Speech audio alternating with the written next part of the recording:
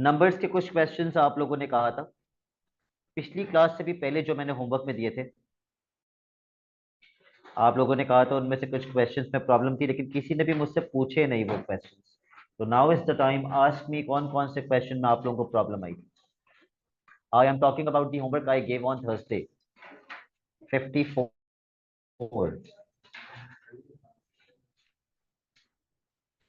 Okay, ये वाला question हमने नहीं किया था।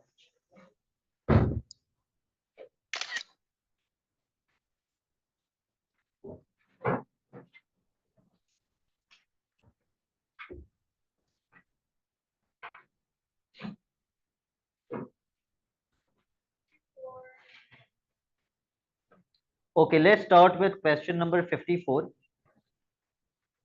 पढ़ लीजिए क्वेश्चन जल्दी से।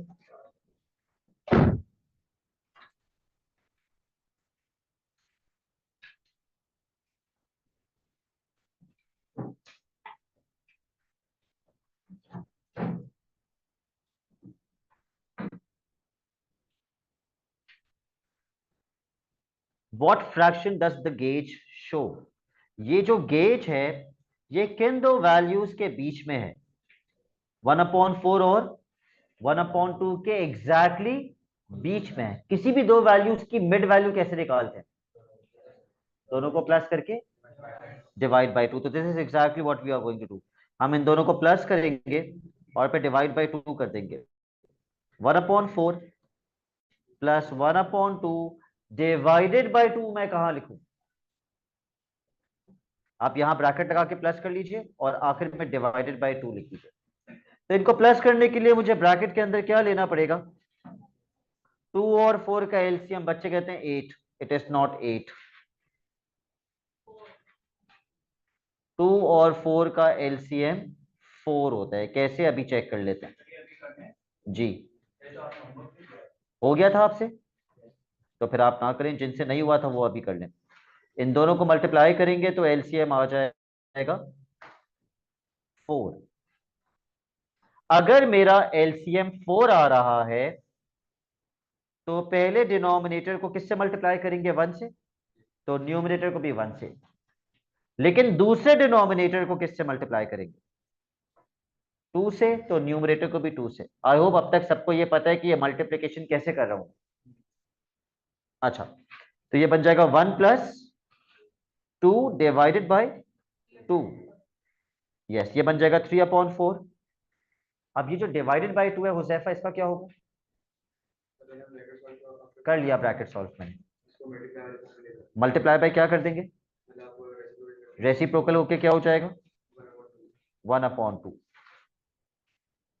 तो क्या ये क्रॉस मल्टीप्लाई होगा? नहीं, ये क्रॉस मल्टीप्लाई नहीं होगा, ये स्ट्रेट मल्टीप्लाई होगा। 3 1 से मल्टीप्लाई हो जाएगा, 4 2 से मल्टीप्लाई हो जाएगा। कब क्रॉस मल्टीप्लाई होता है? जब बीच में कौन सा साइन हो? इज इक्वल टू का। Okay, so 3 multiply by 1 is 3 and 4 multiply by 2 is 8। तो हमारा आंसर आएगा 3/8।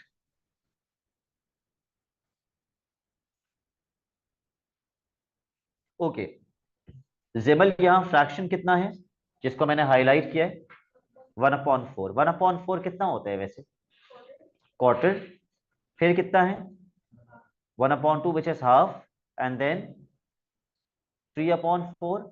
जहां पे फुल लिखा हुआ है वहां पे क्या वैल्यू होनी चाहिए? नहीं, वैल्यू क्या होनी चाहिए? डिजिट क्या होना चाहिए? यहां 0 है, 1 होना चाहिए। यहां 1 होना चाहिए फ्रैक्शन, क्योंकि ये फ्रैक्शंस चल रहे हैं। हमने एवरीडे मैथ में पढ़ा था टोटल फ्रैक्शन कितना होता है? 1। तो यहां फ्रैक्शन कितना होगा? 1 होगा। अच्छा, now read part B of this question. बिल्कुल।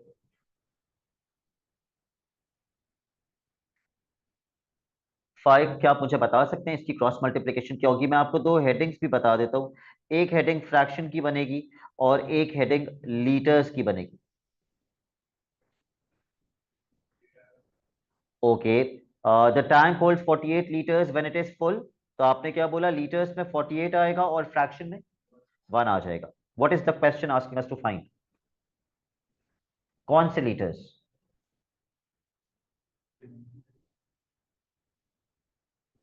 फुल करने के लिए कितने लीटर्स और चाहिए होंगे, लेकिन मुझे ये नहीं पता ना फुल करने के लिए कितना फ्रैक्शन और चाहिए होगा। खैर मुझे ये फ्रैक्शन तो पता है ना कितना है, ये वैल्यू मैंने कितनी निकाली थी, 3/8। तो मुझे कम से कम इतना तो पता चल जाएगा कि मेरे पास कितना फ्यूल है। अगर मैं फ्रैक्शन में 3/8 लिख दूं और लीटर्स में एक्स लिख दूं, कैन आई फाइंड इस वक्त गाड़ी में कितना लीटर्स ऑफ फ्यूल है? क्रॉस मल्टीप्लाई कीजिए।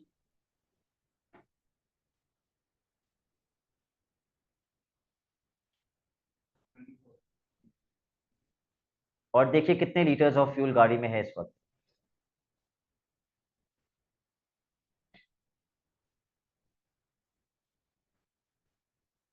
48 मल्टीप्लाई बाई 3/8, 8 के टेबल से 48 कैंसिल कर दीजिए। How many litres of fuel is there in the tank? 18 litres. तो नाफिया अगर इस वक्त गाड़ी में 18 लीटर्स है, तो कितना ऑल फ्यूल चाहिए गाड़ी का टैंक फुल करने में? यस, किसमें से क्या माइनस कर देंगे? टोटल कितने लीटर्स आते हैं? 48, और इस वक्त 18 है गाड़ी में। 30 लीटर्स और चाहिए होगा to fill the tank. Tell me the next question you were unable to solve. मैंने होमवर्क में दिए थे बहुत सारे क्वेश्चंस। कनीज फातिमा, आपको वॉइस पे बताना पड़ेगा, I can't keep on opening the chat.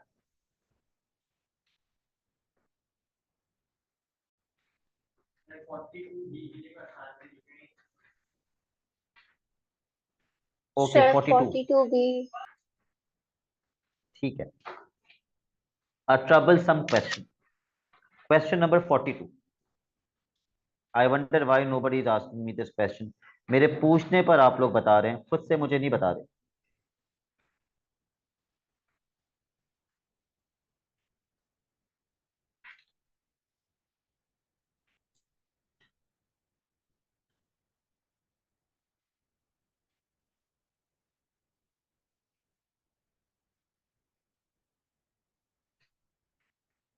इस वैल्यू को मैं यहां पे थोड़ा बड़ा करके लिख रहा हूं। 68.2 multiply by 0.235 is equal to 16.027। मैं आपको एक बात बता दूं, अगर मैं यहां से एक डेसिमल आगे करता हूं तो इस इक्वल टू के बाद भी मुझे एक डेसिमल आगे करना पड़ेगा। अगर मैं यहां से एक डेसिमल पीछे करता हूं तो इस इक्वल टू के बाद भी मुझे एक डेसिमल पीछे करना पड़ेगा। जो ऑपरेशन लेफ्ट पर होगा वही ऑपरेशन राइट पे होगा। Okay, let's try to find out the first answer. इसको यूज करते हुए उसने यहां से कितना डेसिमल पीछे ले गया? वो एक्चुअली तो डेसिमल यहां पे था, वो कितना डेसिमल पीछे लेके गया? 1, 2, 3 डेसिमल पीछे लेके गया। दिमाग में रखना, 3 डेसिमल पीछे ले गया वो। What about this? वो कितने डेसिमल आगे लेके गया? 1, 2, 3, 4 डेसिमल आगे लेके गया। तो ओवरऑल क्या हुआ? 3 पीछे और 4 आगे मिला के ओवरऑल क्या आंसर बना? 1 डेसिमल आगे लेके गया, क्योंकि यहां से 3 पीछे गए, यहां से 4 आगे गए, तो इन टोटल 1 डेसिमल आगे गया। तो मेरा आंसर पे क्या फर्क पड़ेगा? 1 डेसिमल कहां चला जाएगा? आगे। या फिर आप ऐसे कर ले, आप डू द लेंथी वे। आपको पता है यहाँ पे 3 डेसिमल आगे गया था, तो आप पहले 3 डेसिमल, सॉरी यहाँ पे 3 डेसिमल पीछे गया था, तो आप यहां से भी 3 डेसिमल पीछे आ जाए। 1, 2, 3। उसके बाद यहां से कितने डेसिमल आगे गया था? 1, 2, 3, 4। तो आप दोबारा 4 डेसिमल आगे चले जाए। तो ओवरऑल क्या होगा कि 1 डेसिमल कहाँ जा रहा होगा?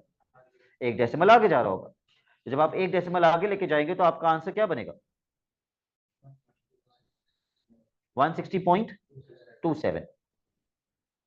मुश्किल है इसका पार्ट बी। पार्ट ए में मसला नहीं था। पार्ट ए में तो हमें देख के पता चल रहा है कितने डेसिमल्स पीछे जा रहे हैं, कितने डेसिमल्स आगे जा रहे हैं। तो problem is with part B.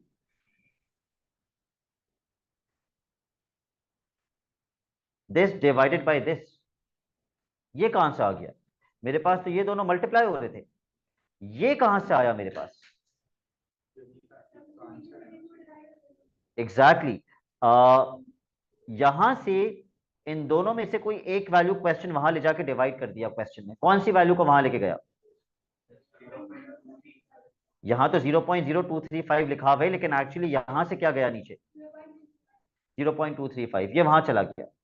तो मेरे पास आया 68.2 इज इक्वल्स टू 16.027 अपॉन 0.235। अब चेक करते हैं उसने डेसिमल्स में क्या छेड़खानी की। यहां क्या किया उसने, एक डेसिमल क्या किया उसने, अकॉर्डिंग टू द क्वेश्चन एक डेसिमल कहां गया है, आगे गया है, एक डेसिमल आगे गया है। ओके, तो इधर से भी एक डेसिमल आगे जाना चाहिए था। अब डिनोमिनेटर पे आ जाते हैं, इसका डिनोमिनेटर 1 है। उधर इस साइड पे जो डिनोमिनेटर पे चेंज आएगा, यहां भी डिनोमिनेटर में ही चेंज आएगा, न्यूमरेटर में नहीं आ जाएगा अचानक से। ओके, इसने डिनोमिनेटर में क्या चेंज किया है, दो डेसिमल्स, नहीं दो तो नहीं, एक डेसिमल पीछे गया, एक डेसिमल यहां से पीछे गया। ओके, अगर यहां से एक डेसिमल पीछे चला गया तो यहां से भी एक डेसिमल पीछे जाएगा। यस, तो मुझे बताइए ये चीज क्या बन जाएगी, 6820 तो नहीं बनेगा अभी, अपॉन 0.1। अब इसको मैं कैसे सॉल्व करूं आगे, ऊपर नीचे मल्टीप्लाई बाय 10,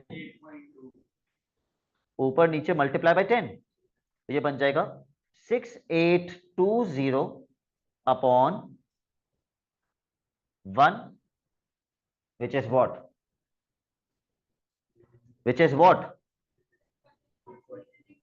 6820।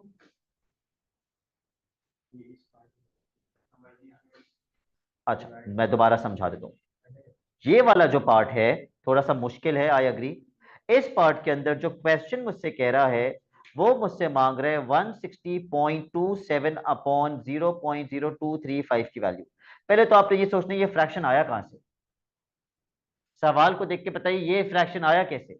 उसने क्वेश्चन में क्या चेंजेस किए, वो यहां से एक टर्म ले जाके उसने वहां क्या कर दी, डिवाइड, तभी कुछ ऐसा मिलेगा ना मुझे।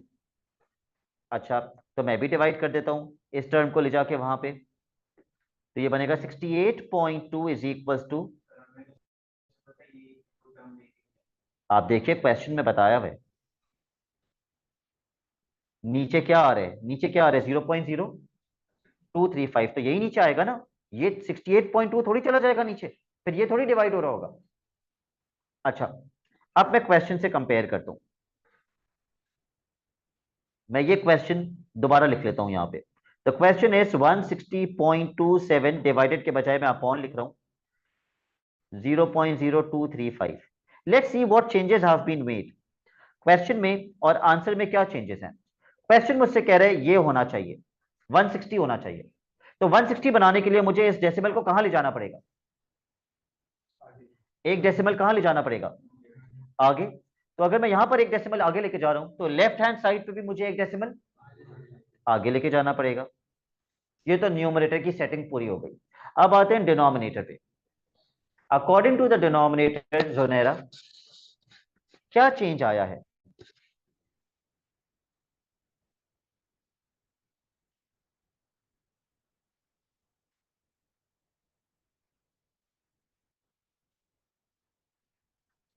जी, एक डेसिमल मुझे यहां से कहां ले जाना है, पीछे लेके जाना है, तो इस जैसा बन जाएगा। ओके, तो एक डेसिमल मैं पीछे ले गया, तो अगर मैं डिनोमिनेटर में एक डेसिमल पीछे लेके गया हूं तो लेफ्ट हैंड साइड पे क्या चेंज आएगा, उसका डिनोमिनेटर का भी एक डेसिमल पीछे चला जाएगा। तो राइट हैंड साइड, क्या राइट हैंड साइड एग्जैक्टली वही बन गई जो क्वेश्चन मुझसे मांग रहा था, क्या इसी का आंसर क्वेश्चन मुझसे मांग रहा था, देखिए। अब लेफ्ट हैंड साइड क्या बन गई, वो मेरा आंसर है। लेफ्ट हैंड साइड पे एक डेसिमल जब न्यूमरेटर में आगे गया तो 68.2 क्या बन गया, 682।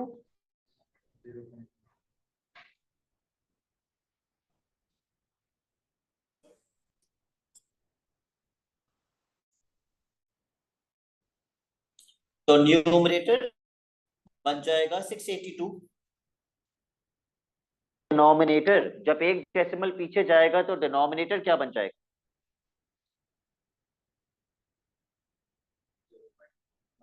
यस 0.1।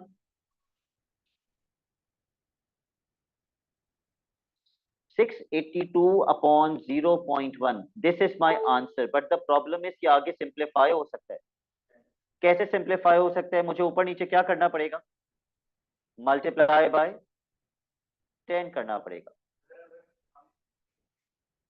नहीं छोड़ सकते आप, फ्रैक्शन में कभी भी डेसिमल नहीं लिख सकते, ठीक है? Your fraction can never be a decimal.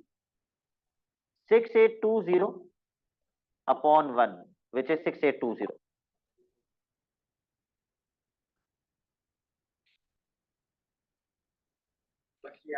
ये आंसर आ गया। किसका? इसी का ही तो आंसर मांग रहा था क्वेश्चन, इसी का तो आंसर मांग रहा था मुझसे।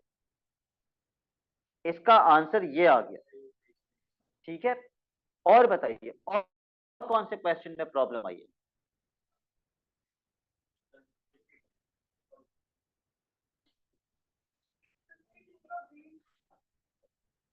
फोर्टीज में बताइए, 40s में किस क्वेश्चन में और प्रॉब्लम है? 40, 44।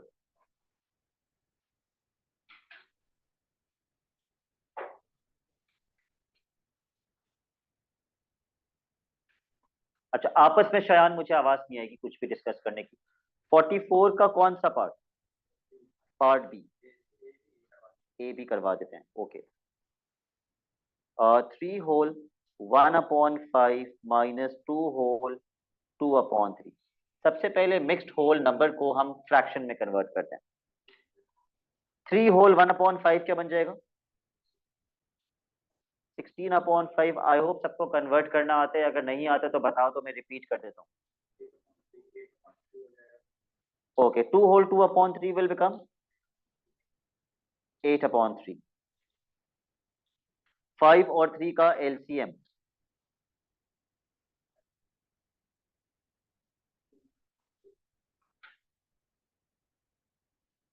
सबसे पहले किससे डिवाइड करेंगे? 3 से। ये 1 हो जाएगा और यहाँ 5 बच जाएगा। फिर 5, 1 और 1, इन दोनों को मल्टीप्लाई करने पे हमारा एलसीएम कितना आएगा? 15 आ जाएगा। तो 5 को 15 बनाने के लिए किससे मल्टीप्लाई करते हैं? 3 से। अगर नीचे 3 से मल्टीप्लाई कर रहे हैं तो ऊपर भी 3 से मल्टीप्लाई करेंगे। और 3 को 15 बनाने के लिए किससे मल्टीप्लाई करते हैं? 5 से। तो अगर नीचे 5 से मल्टीप्लाई किया है तो ऊपर भी 5 से मल्टीप्लाई करेंगे। 16 3 जा 48, 8 5 जा 40, 48 माइनस 40, 8/15। अच्छा, पार्ट बी बेसिकली इंडिसेस का है, उसको यहां नहीं होना चाहिए था, लेकिन वो पास पेपर्स क्योंकि डाले हैं तो उसमें पार्ट बी पास पेपर्स में तो आ सकता है ना। मैंने अभी आपको इंडिसेस नहीं करवाया, बट इतना मुश्किल भी नहीं है। 4 को मैं 2 की पावर क्या लिख सकता हूं? 4, yes, 4 can be written as 2/2। 4 को मैं 2 स्क्वायर लिख सकता हूं या नहीं लिख सकता? लिख सकता हूं। और ये ब्रैकेट के बाहर मैंने ये 3/2 जो पहले से पावर लगी हुई थी वो लिखी। माइस क्या किससे कैंसिल हो जाएगा? तो मेरे पास 2 की पावर क्या बची? What is 2/3? 8।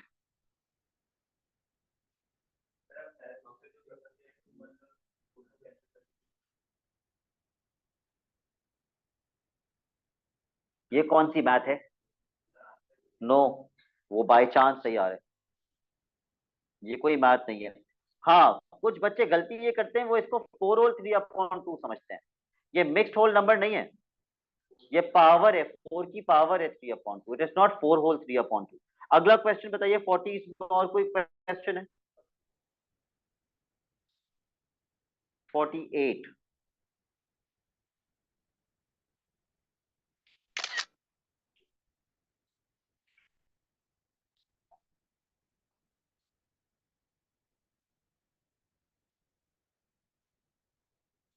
Late me know when you are done.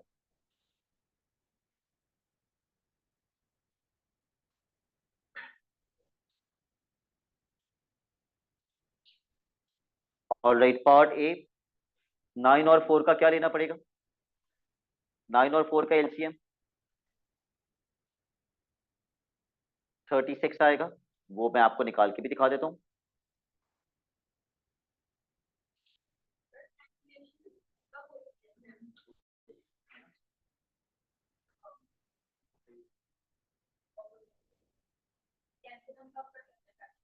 Fractions को हम कब कैंसिल कर सकते हैं? ऊपर नीचे तो हमेशा कैंसिल कर सकते हैं, हमेशा। ठीक है, अगर बीच में प्लस का साइन है तो क्रॉस में कैंसिल नहीं हो सकता। क्रॉस में कैंसिल कब हो सकता है? जब बीच में कौन सा साइन हो? मल्टीप्लीकेशन का। लेकिन ऊपर नीचे भी अगर ऐसे लिखा हुआ है, क्या मैं 2 को 2 से कैंसिल कर सकता हूं? नहीं, क्योंकि बीच में साइन कौन सा है? प्लस का। लेकिन अगर ऐसे लिखा हुआ है, क्या अब मैं 2 को 2 से कैंसिल कर सकता हूं? बाहर वाले 2 को कर सकता हूं, अंदर वाले को नहीं कर सकता कैंसिल। ठीक है ताहा? ओके।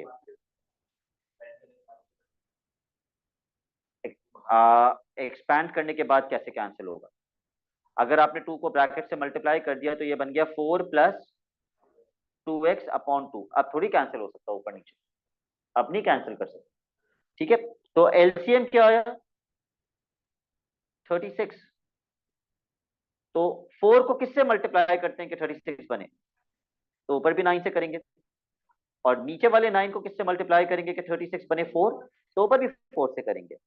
What is 11 into 9? 99। 16 4 सा 64। 64 प्लस 99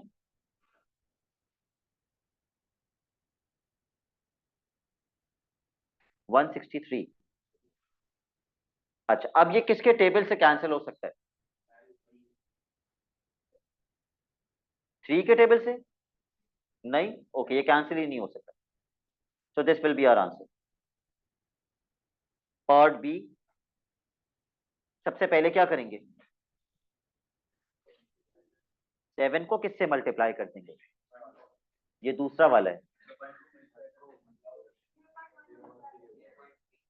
0.7 तो एज इट इज रहेगा। Do you all agree? Minus का साइन भी एज इट इज रहेगा। इन दोनों को मल्टीप्लाई करेंगे। 0.1 मल्टीप्लाई बाय 3। सबसे आसान तरीका क्या बताया था? 1 को 3 से मल्टीप्लाई कर दो, 3 बन गया। डेसिमल के राइट पे कितने डिजिट्स हैं? एक। तो एक डेसिमल कहां शिफ्ट होगा? आगे नहीं कहते इसको, ये पीछे शिफ्ट होगा डेसिमल। तो आंसर क्या बनेगा? 0.3। Sameer, what is 0.7 minus 0.3? 0.4। इसके दोनों पार्ट्स आसान थे, इसमें तो कुछ भी मुश्किल नहीं था।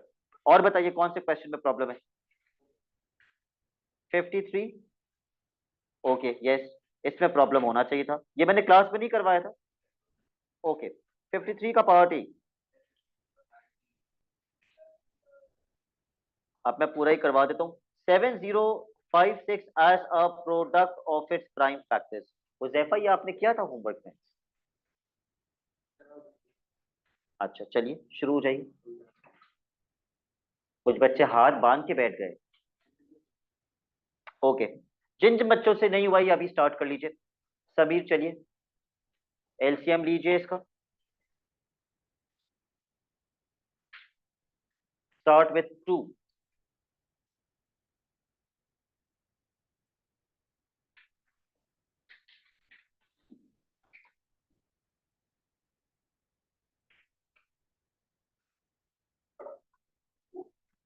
बताइए शायान खान, किस तरह डिवाइड होगा? 2 7 लिखा हुआ है ना, तो मैं नीचे क्या लिखूं? 2 2 6 12 होता है। 2 3 6, 1 कैरी, क्या बन गया? 10। अब 2 2 5 10। अब 5 है ऊपर। 2 2 4, 1 कैरी। अब 2 2 8 16। अब मैं वापस 2 से कैंसिल करूंगा। स्क्रीन पे देखिए, 3 लिखा हुआ है। 2 2 4 8 होता है। मुझे 3 या 3 से छोटा नंबर चाहिए। किसको 4 बना दो? 2 के टेबल में 2 के टेबल में 3 या 3 से छोटा नंबर कब आता है? टू वन जा तो वन लिखूंगा, टू वन जा टू, लेकिन थ्री था तो वन कैरी हो जाएगा। अब 15 बन गया ये। टू 14 चाहिए, टू कितना जा 14, टू सेवन जा 14, वन कैरी हो गया, 12 बन गया। टू सिक्स जा 12, फिर टू कैरी नहीं होगा, पूरा 12 कट गया टू से। टू फोर जा 8। अब दोबारा बताइए, अब टू के टेबल में 17 तो नहीं आता, 16 आते। टू एट जा 16, वन कैरी क्योंकि 17 था, अब 16 बन गया। टू एट जा 16, टू टू जा 4। अब दोबारा टू के टेबल से जाएगा, ठीक है। टू फोर जा 8, उसको भी 4 से, उसको 1 से। अब क्या टू के टेबल में जाएगा, आखिरी में 1 है, अगर आखिर में ऑड नंबर है तो टू के टेबल से नहीं हो सकता। अब आपको 3 से चेक करना पड़ेगा, and I am not sure कि 3 से कैंसिल हो गया यानी, लेट्स चेक। 3 वन जा 3, वन कैरी 14 बन गया। 3 फोर जा 12, कितना कैरी, 2 कैरी 21 बन गया। 3 के टेबल में 21 आता है। 3 7 जा 21। अब किसके टेबल से चेक करूं, क्यों 7, 3 के टेबल से क्यों नहीं, 3 से हो रहा है। 3 कितना जा 12, 3 फोर जा 12, कितना कैरी होगा, 2 27 बन गया। 3 9 जा 27। अब किसके टेबल से जाएगा, 7 7 जा 49, 7 1 जा 7। आपको एज अ प्रोडक्ट लिखना है ना, एज अ प्रोडक्ट आप क्या लिखेंगे, 2 की पावर 4 इंटू 3 की पावर 2 इंटू 7 की power 2।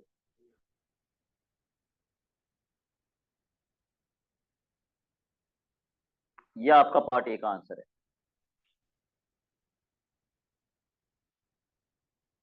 Part B, square root. Ibrahim ये हो गया था आपसे स्क्वायर रूट, कैलकुलेटर तो यूज नहीं किया था। ओके, कैसे निकाला इब्राहिम आपने स्क्वायर रूट, वही प्राइम फैक्टराइजेशन आपने कॉपी कर दी स्क्वायर रूट के अंदर, ठीक है। कितने टूस,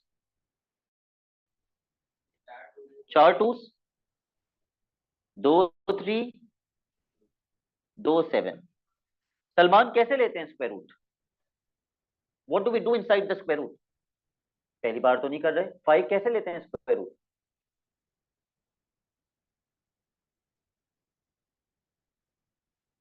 नाफे कैसे लेते हैं स्क्वायर रूट,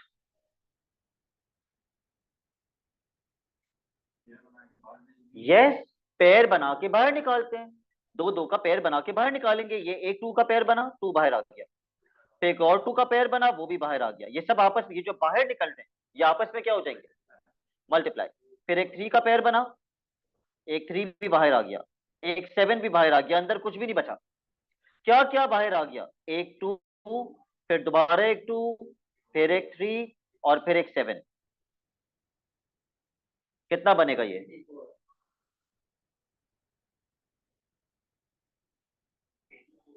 84।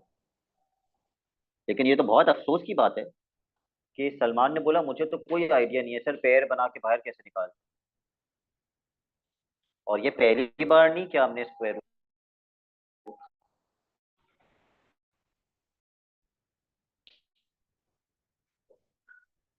पार्ट बी, शेरोज पार्ट बी में स्क्वायर रूट के अंदर क्या लिखा हुआ है, 5 होल 1/16। मतलब क्वेश्चन देखते ही बच्चा क्या सोचता है कि मेरी 7 नस्लें भी नहीं बता सकती कि इसका स्क्वायर रूट क्या होगा, विदाउट यूजिंग अ कैलकुलेटर। पहले तो सबसे पहले दिमाग में यही आता है, इतना अजीब सा होल नंबर और इसका मैं स्क्वायर रूट निकालूं वो भी कैलकुलेटर के बगैर। दूसरा रास्ता क्या है कि मैं इस होल नंबर को किस में कन्वर्ट करूं, बिल्कुल इसको फ्रैक्शन में कन्वर्ट कर देते हैं। बिल्कुल भी नहीं, पहले हम फ्रैक्शन में कन्वर्ट करते हैं। 16 मल्टीप्लाई बाई 5, 80, 80 प्लस 1, तो ये बनेगा 81/16। शेरोस में पावर 1/2 क्यों लिखूं? क्या मुझे नहीं पता 81 का स्क्वायर रूट क्या होता है? 9। क्या मुझे नहीं पता 16 का स्क्वायर रूट क्या होता है? 4 होता है। तो स्क्वायर रूट का आंसर क्या बना? 9/4। That's it. उस तरीके से भी हो सकता था। अब शेरोज कह रहे हैं 81/16। अब कुछ बच्चों को पता होता है कि स्क्वायर रूट का मतलब पावर हाफ है। फिर 81 को 9 का स्क्वायर बना देते और 16 को 4 का स्क्वायर बना देते। नहीं, ये कैंसिल हो जाता है, लेकिन इस मेथड से आप कर लें तो ज्यादा बेहतर है। And now Josefa will give me an example of an irrational number.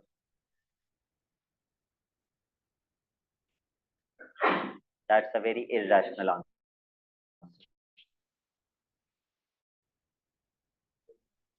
Irrational numbers, Josefa, चलिए मैं आपको एक हिंट दे देता हूँ।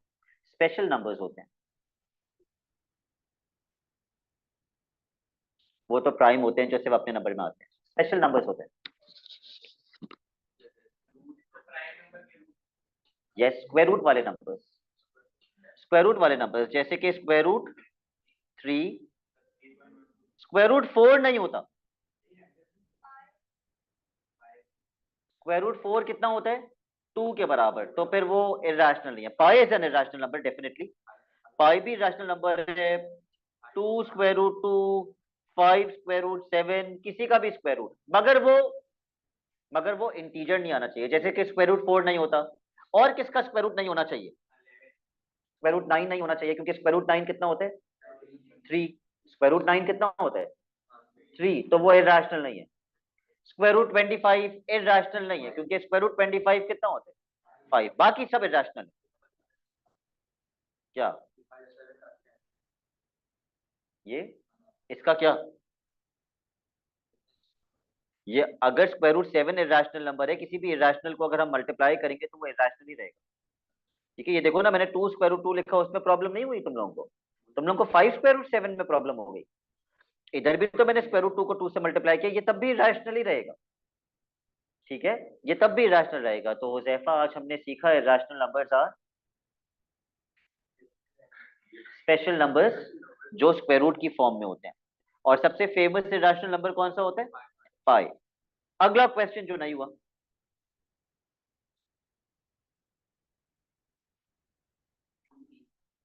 52।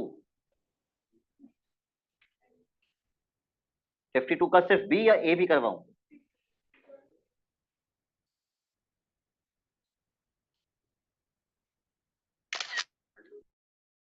चलिए शेरो स्टार्ट कर लीजिए। 52।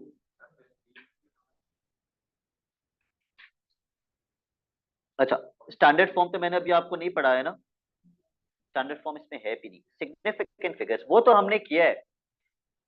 चौधरी शायान, पार्ट ए के अंदर मुझे 2 सिग्निफिकेंट फिगर्स में आंसर देना है। इस क्वेश्चन का दूसरा सिग्निफिकेंट कौन सा है? Very वाला शुरू में काउंट नहीं होते। अभी डिजिट के बाद 0 है तो होता है चेंज। यस, जीरो चेंज होके क्या बन जाएगा? 1 बन जाएगा। तो आपका आंसर क्या होगा? पार्ट ए का 0.0041। शुरू के 0 सिग्निफिकेंट नहीं होते, लेकिन आंसर में लिखोगे। ये बहुत छोटी वैल्यू है या बड़ी वैल्यू है? ये बहुत छोटी है, 0.0041। लेकिन अगर आप पेपर में 41 लिख कर आते हैं तो कहीं से भी ये दोनों सेम नहीं है। आप 41 नहीं लिख सकते इसको कि सर शुरू के जीरोस क्यों लिखूं, वो तो सिग्निफिकेंट ही नहीं होते। आपको लिखने हैं शुरू के जीरो। 0.41 भी नहीं हो सकता, 0.0041 ही होगा। Part B. ऑल राइट, ये भी मुश्किल है। Square root 131 lies between two consecutive integers. What are integers? Integers are whole numbers जो कि नेगेटिव भी हो सकते हैं और पॉजिटिव भी हो सकते हैं। Square root 131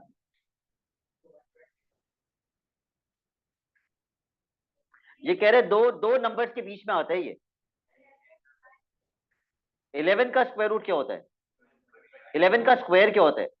121। और 12 का स्क्वायर क्या होता है? इन दोनों के बीच में आता है ना, स्क्वायर रूट 131 इन दोनों के बीच में आता है या नहीं आता? Okay, complete the inequality below two with these integers. अच्छा, अब क्वेश्चन क्या था? क्वेश्चन ऐसा था, बताओ पहले ब्लैंक में क्या आएगा? 11। और दूसरे ब्लैंक में क्या आएगा? 12। 13 कैसे आएगा भाई? 12 आएगा। अच्छा, पार्ट सी मिस प्रिंट हुआ है। ओके, और बताओ और कौन सा क्वेश्चन है?